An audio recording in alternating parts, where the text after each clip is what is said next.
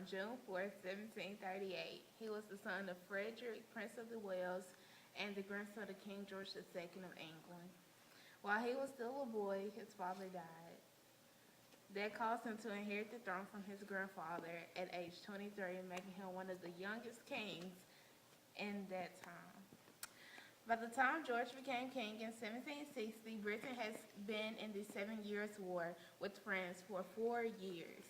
At this time, they were still fighting over who the leading colonial power of that day and age was. Britain had a large advantage because its royal navy could not be matched. Although this victory was great, George's government wasn't very stable and it was in major debt.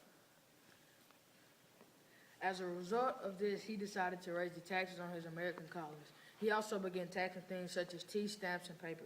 This outraged the colony. They began writing letters to him expressing their disapproval of being taxed without their consent. Most of these letters were simply tossed aside or sent to the waste bin.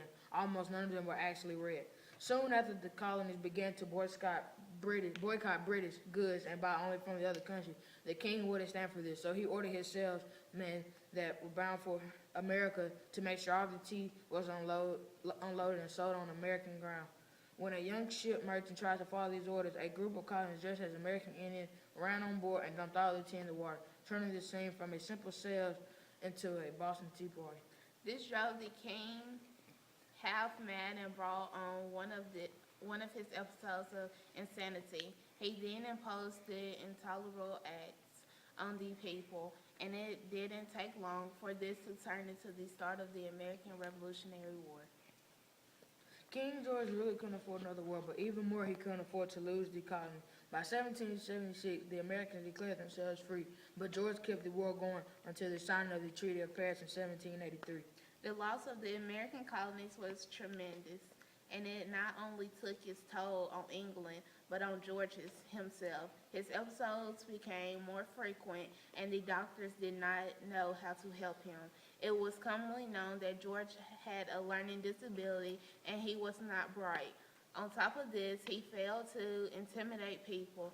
When foreign administrators came to speak with him, they left unimpressed. People thought of him as unfit for his position.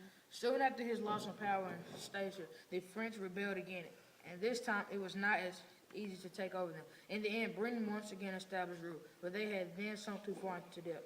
All the wars had taken their toll, and George was only barely sane at this time. His wife and children stood by his side through everything, but when he died in January of 1820, he died angry, bitter, and half mad.